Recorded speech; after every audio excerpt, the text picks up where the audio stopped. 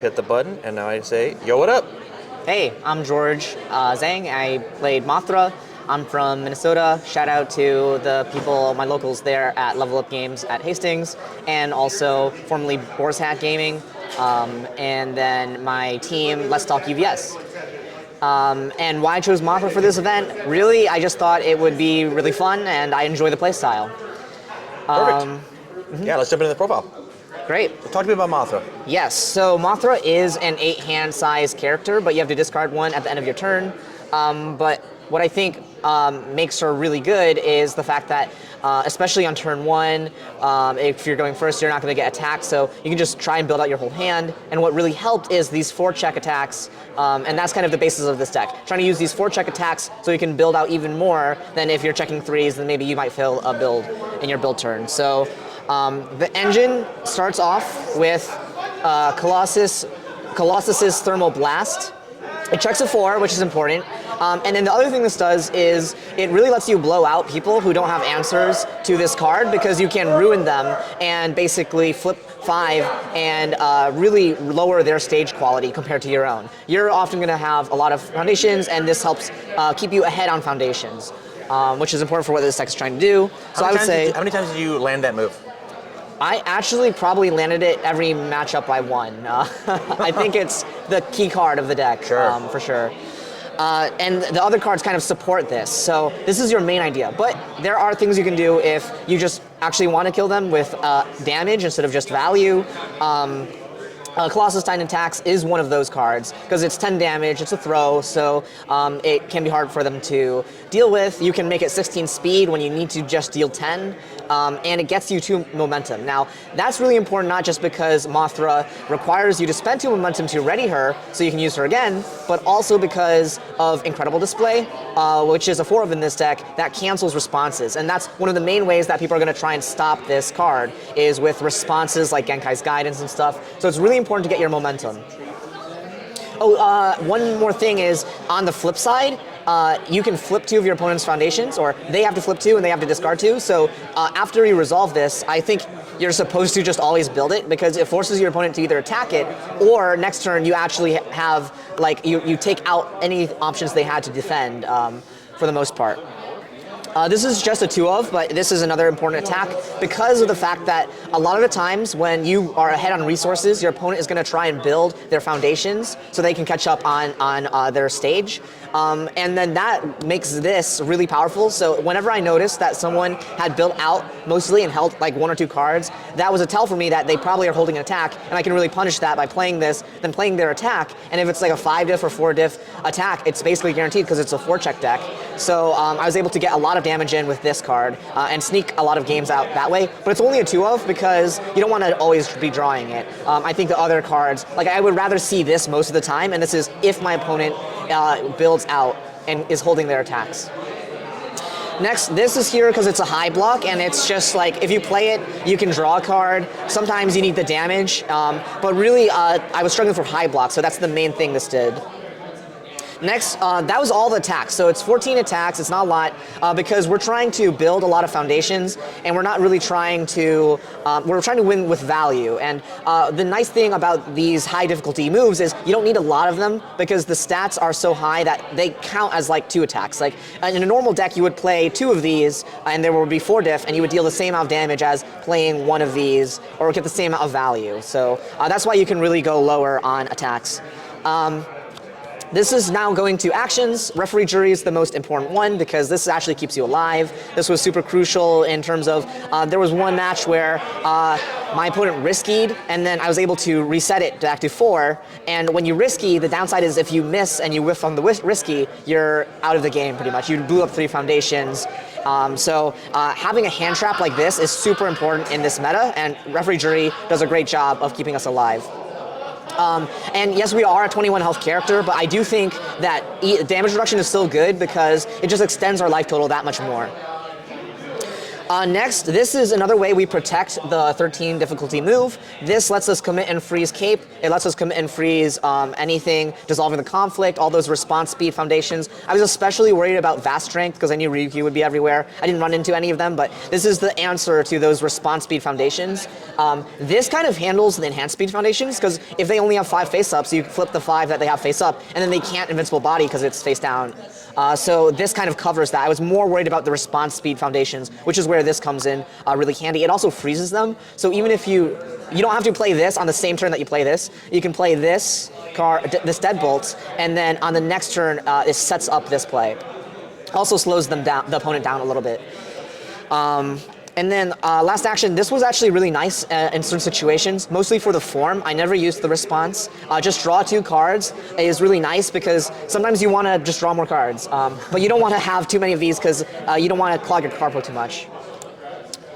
Next, I'm going to talk about value cards, and the most important one is New Training Method. I would actually mulligan for this card, even if there was one game I drew 8 foundations, and I mulliganed it because I wanted to see this, and they were all high difficulty foundations that I mulliganed away. This just is 2 foundations in 1, and when you're going first, just having even 1 or 2 of these means you can build 6, you can build, I built 7 one game going first, and that's going to get you so far ahead of your rival that it just...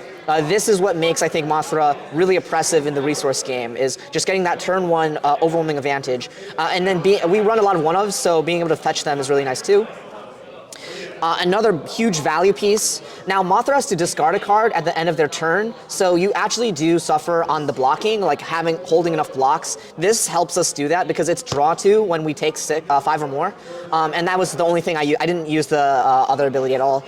Just another great value engine piece, and it works so well with New Training Method because you can just build it in. You can also play this as your first card because it's a 4, but the lowest check value is a 4 in our deck. This is, okay, I guess this is actually a little bit more important. This is my favorite card in the deck. This makes you a 9-hander, and there were so many games where this was live on turn 2 because I built 6 going first, and then they were 6 different names, and then on the second turn of the game, I'm a 9-hander. I always wanted to see this card. You can build it in with New Training Method because it doesn't care about being committed because when you're ready, then you respond then, and then, yeah, just an amazing card. Also is a low block, so I never cared about drawing more of these. That's such a George Zhang card, honestly. Like it's so like it's a 3 diff. It asks you to have a trillion cards in your stage, and it gives you advantage in your hand. Like it's everything that you want to do in this game. Absolutely, it is. I 100% agree. Next is Chivalrous. This is in here for 2 purposes. First, the flip protection and destroy protection is really important, especially when people try to flip your important pieces on defense, but also just being able to draw a card makes it a great value card. Normally on defense you would be flipping this, because on offense we don't really need to. We're not attacking most turns, to be honest, so... This one lets you get a momentum for free, which is important for the next card I'm going to talk about. Incredible Display. Otherwise, this is just for a momentum. This protects us against all the responsibilities. I already kind of went over it, but this is what's going to let this happen, is just having this and a momentum. So the other thing this does is on defense, you can reblock with a card, which is super important, especially when your opponent's trying to force a zone. Extremely great card in this deck. Another value card, Nail Bonding. This just lets you build one, and really strong because a lot of the times if you build 6 and your opponent attacks you, sometimes you want to be hit so you can trigger some of these.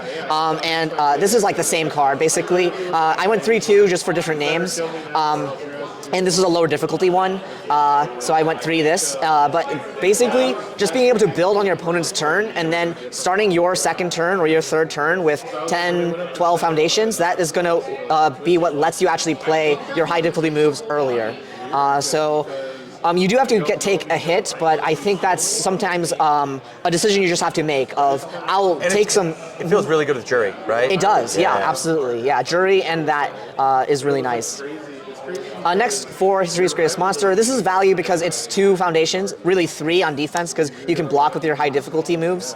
But the other important thing, and the reason I'm running 4 of it, is the Deadlock Enhance. That's actually going to be another way you can force this to happen, especially when your opponent is like Rodan or something. You give your Colossus attack throw, and then it doesn't matter if they barrier shield you because they're still taking half damage. So fun. This and this is a perfect combination, basically. Then we were running 2 Weapon Clash. Actually, this was kind of an MVP. Now we're now transitioning more to defense. Sure. I rarely use this to get a resource. I almost always kept this up, face up, for the -2 damage. And this really saved my life a lot of times. I might even go up on this. I really like this card, just saving you that life, because you can use it on every single attack. One thing you do have to watch out for is it's -1. So if you start getting really low in life, it doesn't help you as much. But this extends your life so much, and you're often going to have a lot of face downs that you can just blow up for this. This was another MVP for a different reason. This is defense, but also a little bit of combo protection because this randomly cancels. So if your opponent is trying to cancel your abilities, even if this is committed, you actually can stop the Dr. Ichigakis and everything like that. Or Macho Concealment and those kinds of things. Then also sealing a Death or Void or Evil Foundation came up so much that this was really awesome, and I was often siding in a 3rd just for that seal. Sure. Just an incredible card. Next, I'm running 2 of these the Near number 1s. Honestly, the main reason is it's just a great card, but also it's a high block. Being able to reset the speed is really good into like Toga and those decks that are adding a ton of speed, great into Rodan and a lot of decks in the format. So running 2 didn't feel bad, even though it is unique. Next is Vast Strength. Now, the reason we're running 3 Vast Strength, and one thing is I was really worried about this forecheck, but it's worth it because this is what lets you build into Deadlock with no fear. The amount of times I was able to cancel or basically remove abilities from a Deadlock attack was really high, and I think this lets you, as soon as you have this on your board, like I would just build to 11, 12, whatever, without fear because I know I can cancel that Deadlock by removing the abilities on it.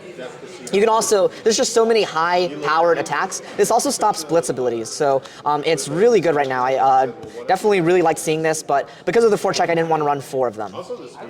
I do side 1, though, so if my opponent is playing a lot of Deadlock attacks, I would bring in the 4th. Makes sense. 1 Faith Shield. We are 21 health character. We want to be able to full block if possible. I really like Faith Shield right now because it flips attacks, so Tri-Gravity Beam doesn't see a 3rd attack. I was often using this as my first block just so that I could flip an attack, and then my opponent would not be able to Tri-Gravity Beam as well. But also just throw protection that your opponent doesn't see on your board. We're also running this as throw protection, and but not when your opponent doesn't see it, they're going to pump their throw with damage, and some of that might be limited bonuses. So having 1 of this is really nice. It is a forecheck, so I didn't want to run more than 1, but it was really good actually. I would try to find more spaces for this if possible. This was another card that was just amazing. I would definitely probably play some number more of these 3 cards just because I did feel like throws were a big weakness of this deck if I didn't see these cards. Just because of being a 21 health character. We're maining 2 of these, but we're also siding 2 because it's good, but you have to debuild 1 to do it. Yeah, like just forcing your opponent to play something else is really nice. It stops being effective once you're at like 4 or 3 health because you're gonna die anyway. Yeah. So that's why I felt like when I was testing this at 4 or 3, sometimes I would get on low health and I couldn't even use it. So that's why it's a 2-of, even though it's a crazy defensive piece. And if we really just want to live, we can bring in more into those hyper aggro characters where even on turn 2 you just need to see this. Proud Sign was in there as a last minute addition. I didn't like it that much, but the main reason is the Deadlock response can cancel something, so it helps you in the Deadlock game, but I barely use this, so I would probably cut this card. Yeah, it does help control speed a little bit more. This card was really good. I liked it as 1-of though. Being able to Deadlock, enhance, flip to destroy a foundation or flip a committed foundation just gives you so much more stage control, and it's a flip, which is important because we're trying to blow up all the foundations they have, and being able to flip some of their foundations is really nice. So, but also great defensively for that reason is like flipping like a Masha or something is really good. This was sneakily extremely good as a one-of, as another name, but discard a card for -2 damage sometimes really is great, especially with Ultra Regen when you draw up like 4 or 2 cards and you have more cards than you can block with. Giving something -2 damage, and you can do this on every single move, is really, really powerful. In the same vein as Weapon Clash, so definitely like this card. This card, another one of, because it's unique. You could probably play more of this, but I was worried about having too many of them. Breaker 2 on something is just really good though. Another one of, just a great defensive piece because it's 2 on blocking. This is another defensive piece actually because most of the time I'm using it defensively to give every move my opponent plays -1 damage. So this is another really good one. I tried more of this, but I think it's really important to have unique names for researching. So that's why it's only a one of. Yeah, it feels like you've got a ton of DR in here, right? Yeah. Jury combined with Weapon Clash, combined with a call-out card, combined with Yes. that 21 health is not correct. Yeah, absolutely. You've got closer to 30 as a quote-unquote 8-hander. Like the defense is insane, and then making a 20-speed move that ruins their whole board says that, the game's over. It's very cool. Yeah, and the reason I think that's really effective here is because Mothra is really good at blocking one high-speed move, and then your weakness is string decks. So damage reduction handles the string decks really well, while Mothra tackles the decks trying to play one big move. On her own, so you don't need to run cards that do that. Actually, I'm only on 1 Pageant Queen for that reason, because I felt like Mothra was doing the work of this, and I'd rather run a DR card to handle the string decks a little bit better. Sure. Next is Dash Towards Disaster. This is another card that I wanted to run more of this. This is like one of my favorite cards right now, but I don't run enough attacks to make it good. But you can discard an attack and reduce the speed of the rival move by the value that you discarded by, and everything in this deck is 6 speed or higher. So this is -6, -7, -10 speed sometimes. And the Deadlock form is really good because you don't have to clear a card. You just get +1 hand size if they're in Deadlock. You just form, commit, draw a card. Locking the Building was an MVP in certain matches and a dud in other matches. So, but the reason I'm running this and running 3 in the side, which was a big sideboard cost, is I was actually really worried about the Toru matchup and character abilities that kicks things out of the card pool, which this deck just loses to. So this is the only card in the game, I think. Well, there's the 3 difficulty. There's an asset, who cares about that? Yeah, this is just better. And then this came up in the matchup against King Ghidorah, where I can play around their Dissolving the Conflicts and their Genkai's Guidances at the same time with just 1 card. So that's what makes this really valuable, is if your opponent has multiple ways to kick a card, this becomes really, really good. Otherwise, technically, you could play this against Pony. I didn't play into Ponies, but it also stops your opponent's cards from leaving the pool. I just never ran into that matchup, but that's another way this could be used defensively. Love it. The 1 Pageant Queen, but I already talked about it, but it kind of is redundant with Mothra, so I'm only running 1. Togoro's Dominance, this was really, really good because a lot of people are running continuous, like Majo Concealment, destroying that feels really, really good. So I really like this as a one of, a really sneaky way to deal with problem foundations that you had. And then the rest is spam. So even though we are a 4-check deck, I still wanted to play a lot of spam just to take more advantage of the 8 hand size. This is probably the best one because it flips an opponent's foundation and that enhances this essentially. But this is a 1 high block, so it's really important. Also 6-check, and this one was here to mess with decks that were stacking the top of the deck, and like specifically Rodan, actually. But a 1 of is fine because it's not good enough at that you would want to run more. Makes sense. Let's jump to the board. Sure. So the sideboard is over here.